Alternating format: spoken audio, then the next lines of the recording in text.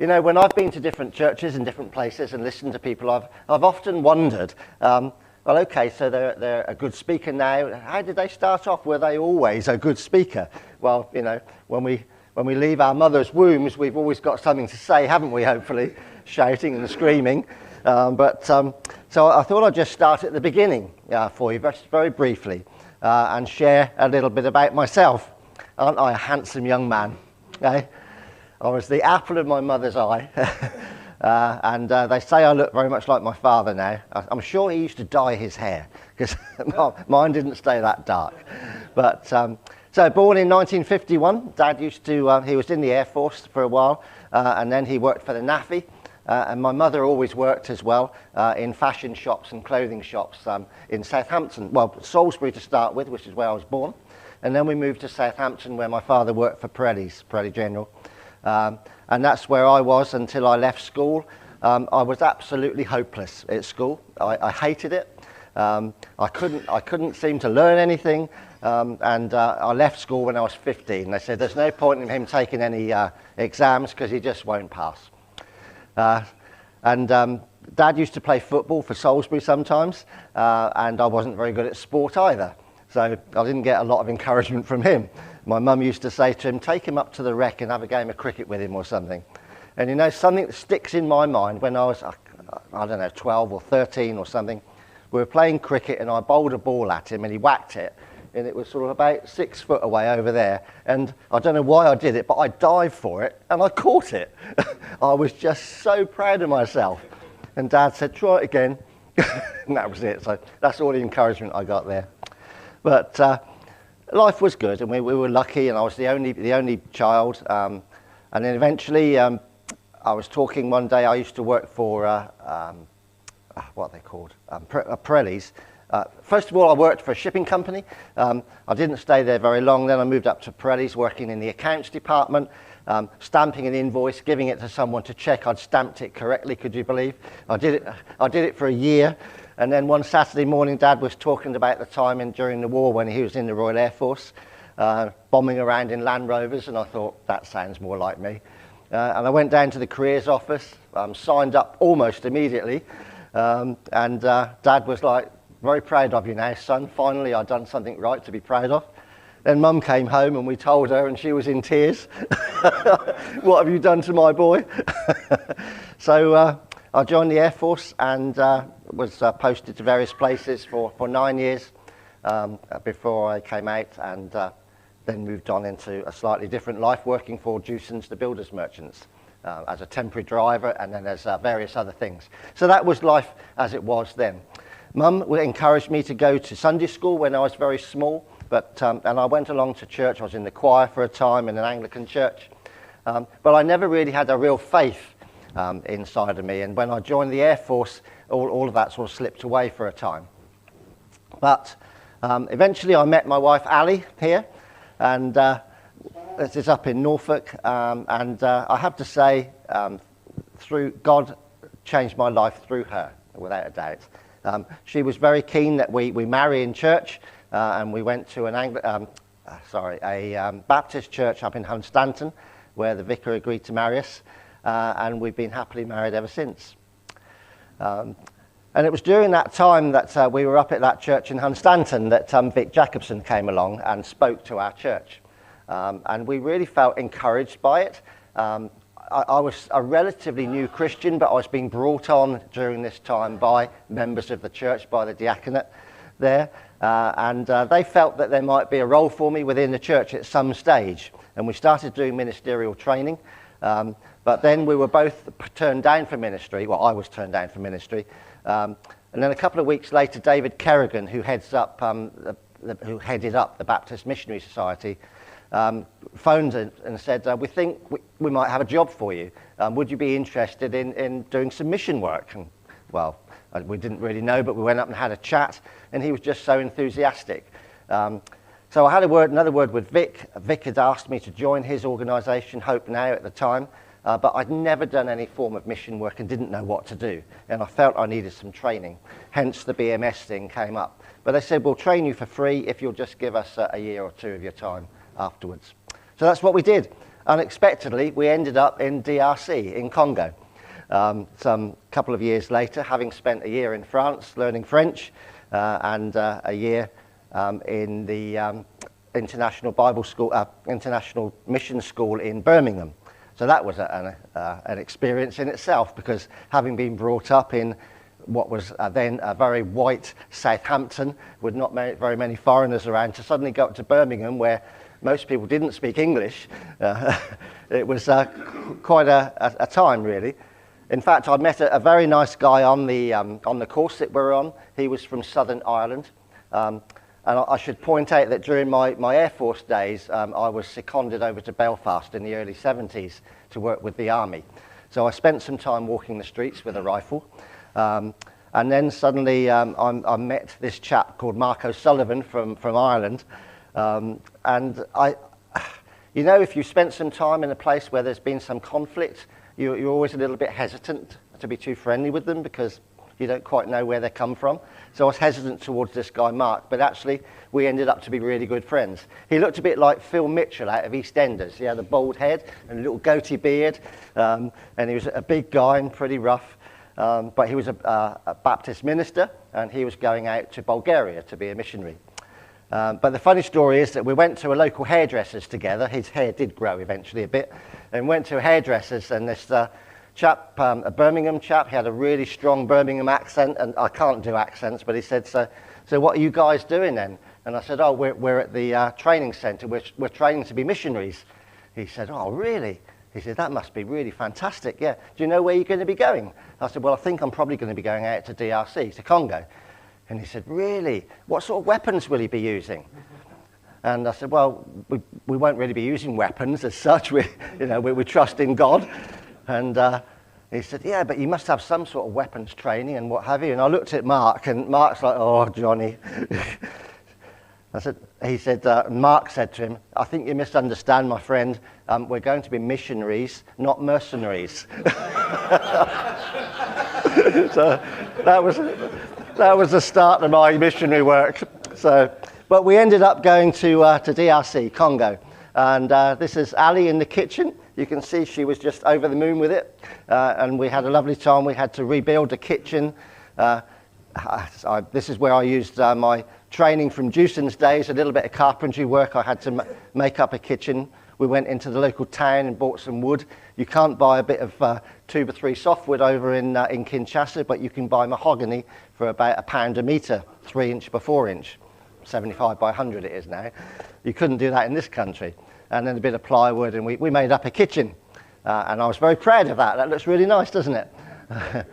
And then every day we used to get visits from various people selling bananas. This is the lady that used to sell vegetables and bananas. She would always knock on the door and sell to Ali. This was our house, by the way, where we used to live on a compound. And then Karen used to come round. This was the young lady who used to sell bananas. Now the trouble was, Ali had agreed to buy her vegetables and bananas from the first lady, and I didn't know this, and then Karen came and said, would I be her client and buy bananas? And I said, yes, of course I would. So we ended up buying about 100 bananas a week. We had banana bread, we had banana and milk, we had banana, all sorts. But bananas were great, and Karen was a lovely young girl. And I mentioned earlier that I was rubbish at school. And when we were in France, my teacher, my French teacher, was actually a lovely lady from Glasgow, living in Paris, married to an Italian. And after a few months of lessons, it was coming up to Christmas, and I remember her saying to me, she called me over one day, and she said, Jon, yeah, you're pretty bright, but she said, you're not picking this up as quickly as you should do, this French language. Are you dyslexic? And I said, no, I don't think so. She said, well, when you go back to the UK, just check it out online. You can do an online test, which I did, and I got 10 out of 20. So I was quite seriously dyslexic, and I never knew it. And I went back and saw my mum, because she's getting on a bit by then. I said, Mum, when I was at school, did I have any sort of problems with learning and stuff? Did you ever talk about it? And she said, no, you were just a bit dim. That was fine. But, you know, and one thing they say you should never try to learn if you're dyslexic is French, because they forget the first bit, don't they? And they forget the back bit, and it's all in the context of the middle bit. But I did it with her help. She helped me learn French, and I've actually preached in French, can you believe that? Spoken and had good conversations in French, and that was a real encouragement to me personally. And then, of course, when we get to Kinshasa, the Congolese church came to me within a couple of weeks of us being there and settled in and said, would you preach in our church, John? I said, well, I'll try. I said, my French is not brilliant, but I'll do my best. Oh, no, we don't want it in French. We want it in Lingala. That's a Bantu language. So I said, well, not immediately, but, you know, say, well, we'll get you lessons. So this was our Lingala teacher. In fact, we had 3. This man actually died. It wasn't through my lack of learning abilities, but he died, and we had another couple of guys came along. But we learned from Lingala too, and God somehow gave me the gift of learning languages. This bloke who was absolutely useless at school could then speak French and Lingala and preach in both of them. It's just amazing how God can use the weakest of people to do some of his work. And this is Ali. She was working on the far right there. She was working with the ladies group over there in DRC. Mama Datina, the lady here, she was a white Congolese lady. She was well renowned throughout the whole of Congo, being an amazing Christian woman, and she had teams of people everywhere. And when it was my turn to preach for my very first Lingala morning service, she brought all of the ladies that she could along to the service, so there was no pressure there. But God gave me the wherewithal. Baptisms were carried out in dirty, muddy rivers. There was a story about an American missionary a bit further up the Congo River who was there for a number of months and managed to get several people coming to the church, and he wanted to baptize them, but no one would ever be baptized. And he would pray out loud, and he'd pray, please come and be baptized, come to know the Lord, and no one would go. And one day he shared with one of the Congolese guys there. He said, I just don't understand why any of my people here will be baptized. And he said, brother, they do want to know the Lord, they do want to see the Lord, but not just yet, because there are crocodiles in that river.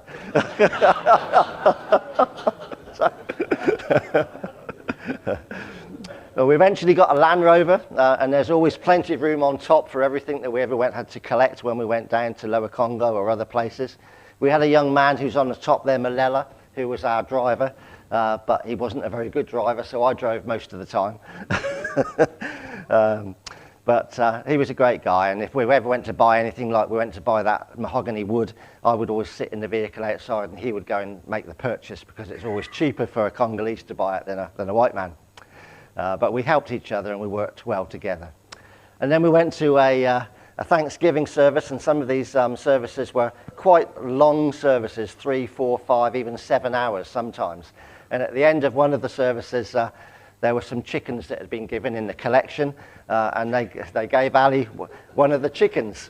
And as we were loading up the cars, someone took the chicken off of her, put it in the back of the car, back of the Land Rover, and then they put a few bags on top of it. My wife is a vet by profession. She couldn't see this chicken, which was still alive, being shoved under a load of bags. So she took the bags out, took the chicken out, and was holding it like this. And all the Congolese, I mean, they just couldn't understand why anyone wouldn't want to look after a chicken. Because it's a country where the very first word you learn is kobeta. Kobeta means to beat. And we were taught by that teacher there to beat your wife, to beat your animals, to beat your children. So to actually take care of an animal is something Congolese people don't really comprehend. So Ali dug this chicken out of the back of the Land Rover and held it on her lap all the way home, and all the Congolese were like, what's she doing with the chicken on her lap? Then we got it home and we felt actually we couldn't kill it. So we decided just to keep it, and we fed it, and it lasted a little while until all of the chickens on the compound got something called Newcastle's disease and died anyway. So that's, oh, and by the way, we thought it was a female chicken, but it ended up crowing in the mornings. It was actually a cock, so Ali's not that good a vet. But we were able to work with another man called Jon Budgell. He's the chap up here. He's actually blind. He's made blind by swimming in the local river, and he got, I can't remember the name of the disease now, but it's like a worm that gets into your eyes and blinded him. And then since then he's been working with lots of blind children. If you're disabled in Congo, you're pretty useless. Families don't want you and they'd rather you just died. And we would often see people dead on the streets when we were driving around, even in the city, Kinshasa. The people would just be left there, children especially. So he had a real heart for working with children with disabilities, and especially those who were blind. And he taught them how to smoke fish, how to make candles, and how to make soap. And they could then sell it at the roadside. So those children then became the bread earners for the family. They were able to earn a little bit of money, and they became much more important in family life there. So we were able to support Jon Mola in some of his work, and we did a few jobs around the school for them as well. Then unexpectedly to us, everything seemed to fall apart in Congo. There were 3 quite serious coups. We had a lot of shooting in our back garden. We had a long-term missionary staying with us on the first occasion, a lady called Pat, who was working in Kimpesi in Lower Congo. She's now retired and living in Peterborough. And there was some shooting going on in the back garden, and Ali, about 3 o'clock in the morning, Ali went into her room because she was staying with us and said, "Pat, they're shooting in our back garden." And Pat just said, "Don't worry, dear, it's not personal, just go back to bed." That's life in Congo.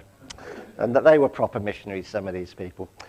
So we ended up coming back and feeling as if we'd totally failed, to be honest, because we thought we were going to be there for life. But we'd been back only a matter of a week or so, and I had a letter from a chap called Michael Ridgeon, who was a Baptist minister, but also part owner of Ridgeon's Builders Merchants, who I worked for a time in Norfolk, telling me that if I needed a job to get in touch, which I did, and I had a job within a few weeks. Ali went into the local vets in Hunstanton and offered her services as a locum, and within 4 weeks she had a full-time job as a vet. But prior to that, 3 weeks before we left Congo, we had an email from the treasurer of the church where we were married at Hunstanton saying, "Don't know why I'm writing this to you, but my mum, his mother, had just gone into a home, and as she was going there she said, if John and Ali ever need anywhere to live, give them my house." Amazing, isn't it? And we got back, so we had somewhere to live. We both had jobs. And then I think it was about 6 weeks later, Vic wrote to me, Vic Jacobson, said, "I see you're back in the country now. Are you ready to join me?" So I'd already promised a few months to Ridgeons, which I stayed. And then eventually I left and joined Hope Now. So that's how I got to be with Hope Now and working with Vic Jacobson. And some of you will know the country of Ukraine, which is where 95% of our work is done. And we work right in the center of the country here, in Cherkasy, this region, which is around about, I think I've got a picture here. Yeah, so Cherkasy's here, which is about 400 miles away from this red area here, which is the eastern region where the fighting and the war is on at the moment. It's called Donetsk and Luhansk. And the bit down the bottom that looks like the Isle of Wight is Crimea, which is, sorry, I'm in the way. Which is where Russia took over some time before that. And the fighting is going on every day. We don't hear any of it on our radios or our news today in the West, but every day there are 2 or 3 people being killed. There are being we've got 2 million displaced persons, internally displaced people now in Ukraine. Many of them have come over to Cherkasy and Lviv over the far west of the country, over here, but they're spread throughout the country. Often there's nowhere for them to stay, so Christians and other local people are taking them into their homes, giving them somewhere to live until they can get themselves settled. We've been able to help in various ways. Obviously finance is one way, finding somewhere for them to live, to rent flats for people for a short time until they can get settled has been helpful, but also sending aid down. We've been able to send clothes and other things across to Ukraine on a regular basis recently for families like this, whose home was just hit by shelling, and then they went to their local church, the Baptist church, they're Christians, and the church was already flattened. So then they had to make their way as best they could with a few plastic bags of clothing and bits and pieces up towards Cherkasy.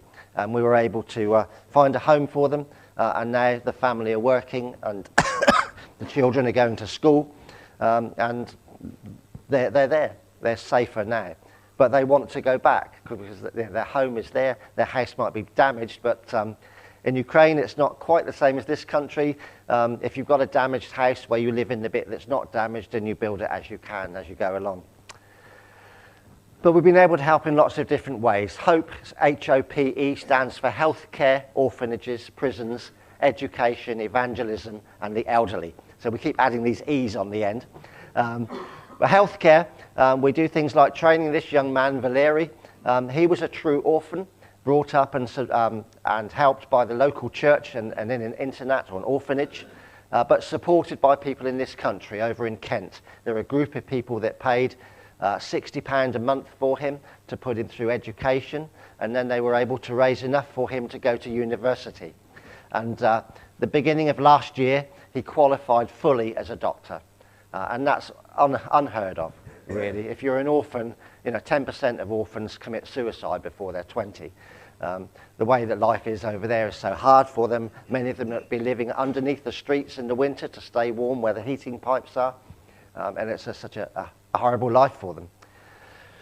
We're also, in the medical side, we're able to help support this young man who qualified as a dentist. And the things you can see on the floor are some things that Dentaid gave to us. Dentaid is another organisation that was started by Hope Now and is now reaching out further afield as an independent agency. But they gave me some of these things to give to Vlad, and he's qualified now. His wife is a dental receptionist now. His parents look after their 2 young children so that they can both go to work. So lives changed all of the time. Local hospitals, places like this where we're able to support in different ways. They're showing me the bath here with the wooden boards on the top, because one of the young ladies we support is... I'll stand up here, I'm sorry, I'm aware that you're... one of the young ladies we support was very seriously burned as a 3-year-old child. If you've supported us for any number of years, you will have seen pictures of her, very seriously burnt. She has to have regular skin grafts and what have you. And they lay her on those boards to wash down her broken skin and to try to repair her. That's the type of hospital that it is. Working in orphanages and internats is always a real treat for us. This is Mihailovka. It's the very first place Ali and I went to in Ukraine. And a supporter up in Lowestoft got these coats from a school. They're all brand new, but the school changed their logos. So they didn't want these coats anymore, and they gave them to us. And I took them over, and the director of the internat had the children do a little fashion parade for us. And you can see they just loved it. They were wonderful. And we always take bananas and oranges and things for them. And it's an opportunity of sharing some stories with them, to tell them a little bit about Jesus, because Jesus is making the difference in so many lives, not just mine, but for these youngsters too. We also work in what's called a Cherkasy rescue shelter. These children are taken off of the streets, or they're taken away from parents if they lose their parental rights, usually due to alcoholism or drug abuse. The 2 girls either side of me here were taken in that morning. Their father had disappeared years ago, and the mother had been put into prison that morning. So they were then placed into the rescue shelter for 9 months maximum. If after that there's no one else can be found to look after them, they will go into an orphanage. And we were just talking, they could both speak a little bit of English, and we were having a competition to see who could have the biggest smile. Children are just so resilient, aren't they? The awful things they have to go through. Many of these children, these are down at Compass Park, where we have a facility for children to have summer camps and things, and adults as well. All of these children's parents, fathers or brothers or uncles were fighting in the east of the country, so we had a children's camp for them to come along to.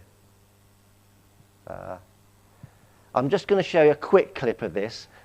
This is a widow's camp. Widows are treated more like children.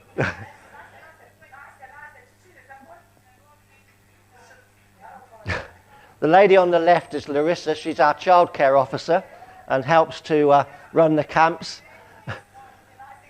And these have been taken into prison. As they come into the camp, they're all going to be tied up.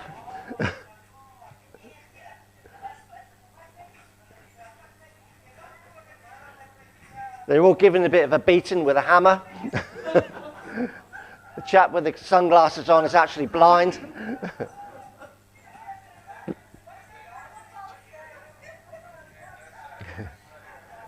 Some of them don't quite know what's going on.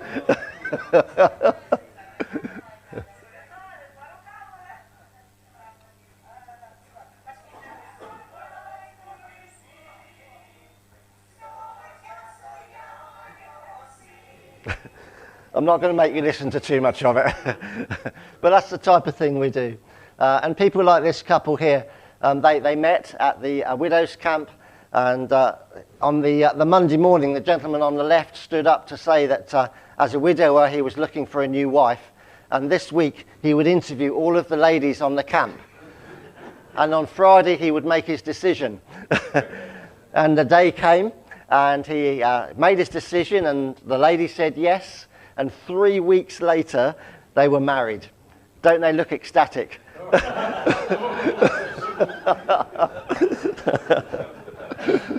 Lovely couple, yeah.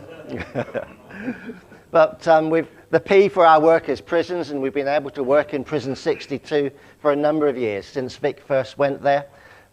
These are some of the guys we met just on a recent visit, well, last year actually. And we've just had to replace the roof on the outside of the prison because the water was beginning to leak. It was leaked through. And it was an opportunity of really being able to support the guys in this way. The guy on the right there, after we'd preached and had our time there, ran outside and brought back some flowers for Ali. He said they very seldom see women there, and they thanked her for coming. And Anatoly Periplitsa, who's the prison chaplain, is very strict about whether women should speak or not in churches. And Ali was happy to sit there and not say a word. But after we'd spoken, he said, "Okay, Ali, I want you to stand up now and pray for the men because you're their mother." And if you meet Ali, you'd know that she's not really an upfront person. So, but she did a great job. And the man on the right there, he had an English Bible and a Ukrainian Bible, and he was teaching himself English through the two Bibles. And it was a real opportunity of sharing with them and seeing something.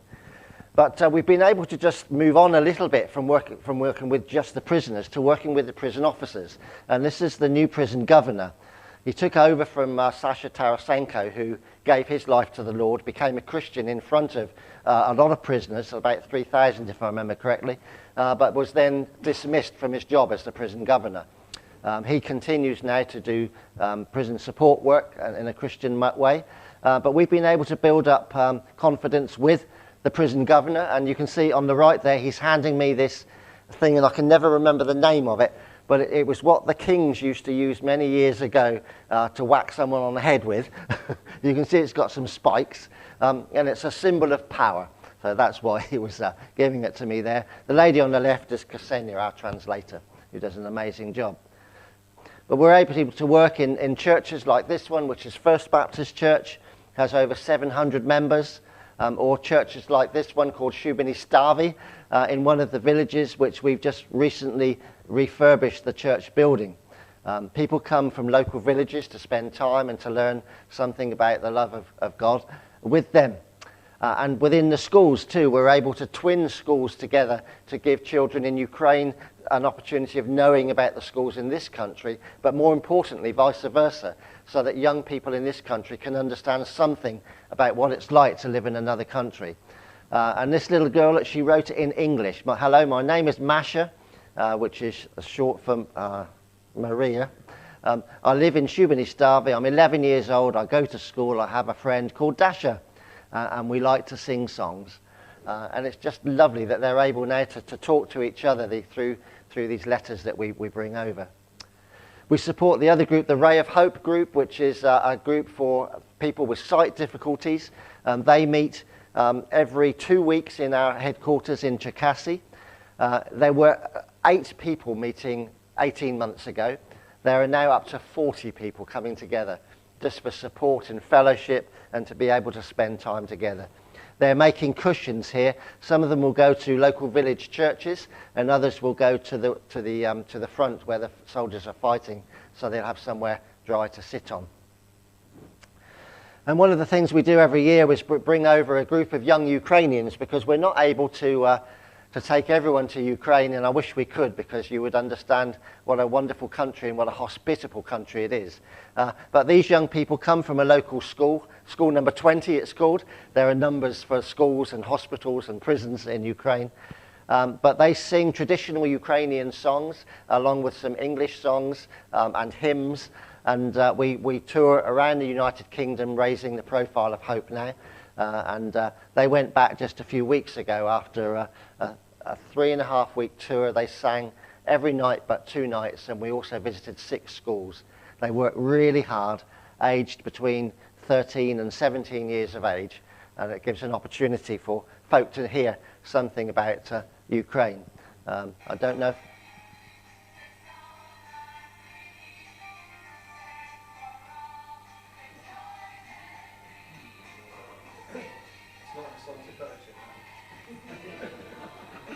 It could be. And the young man in the middle there, Dima, he's been over 5 times now.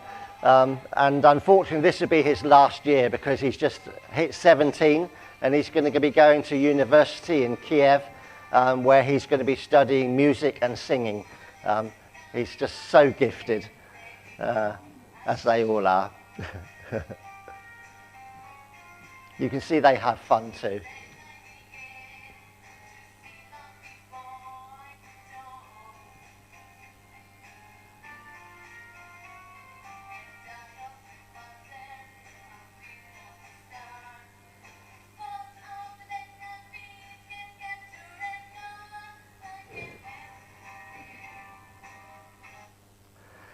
So, and that's a really special time. You can imagine what it's been like having 3.5, 4 weeks with those children whose parents have put them into my care to bring them to England and to look after them.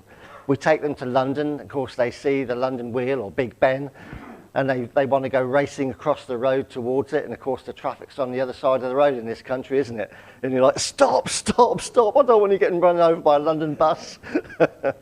But it's a lovely time, and it's always sad when they have to go back. But other people that we're able to support, this is the School of Biblical Studies in Cherkasy. We've got 24 students there. The people in the front, in the middle is Valentina, the administrator. Her husband's on her left, our right, and Pastor Kuzin on the far side, and 2 more pastors along the front who are teaching 24 students. They will all graduate in May of next year, and we've got another 24 waiting to come on board, plus 24 Sunday school teachers who will be ladies, because no ladies are preachers or pastors in Ukraine, who are going to be doing Sunday school course for the next 2 years. And that's supported by folk in this country as well. And one of the last things we've done really this year is take on a youth worker. John White he actually goes to my church. His wife is our youth pastor in our church. Between them, they're a formidable couple. And John has been brought on board to try and encourage more young people to know about mission and to know about Jesus and to share that love in a way that, as older people, we just aren't able to do that. We don't relate to them in the same way anymore. So John is very lively.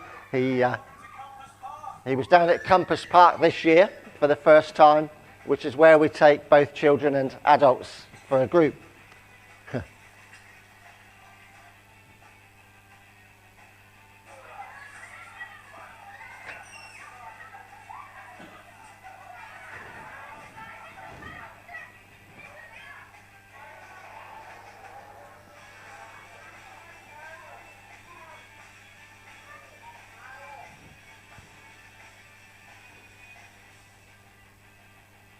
To do children's camps and TEFL camps. One of the camps is teaching children to learn English. In the afternoons they can have a bit more fun.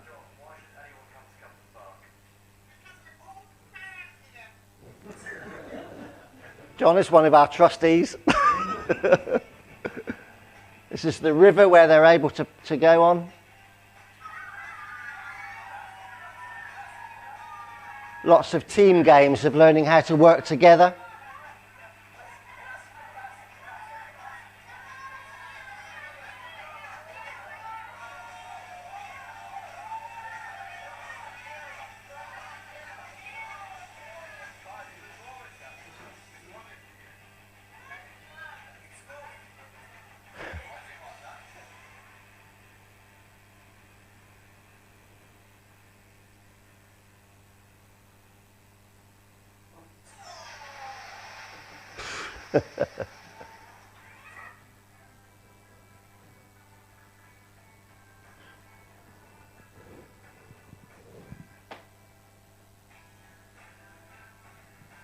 So we also run football camps for some of the children, and you can guess that that's a very popular one.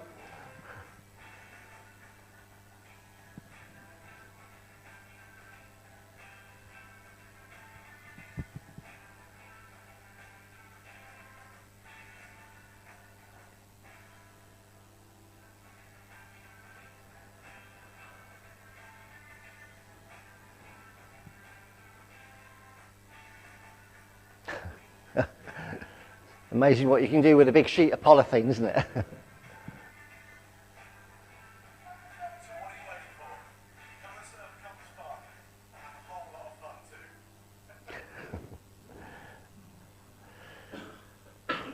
So I hope that's given you some idea of Hope Now, how I've got to be there, and if any of you are ever interested in coming to Ukraine, we'd love to take you out there and you can have fun. There's no age restriction, as long as you're over 16, you're welcome to come along, and there's all sorts of things you could be involved in. We've got work camps beginning as well, which are, I'll say work camp, that's working at Compass Park, preparing it for the coming year, sometimes painting, decorating, doing different woodwork stuff and things like that. And there's the opportunity of visiting lots of our different projects. So that's where we are today, and I hope you've enjoyed the talk. Thank you very much for listening.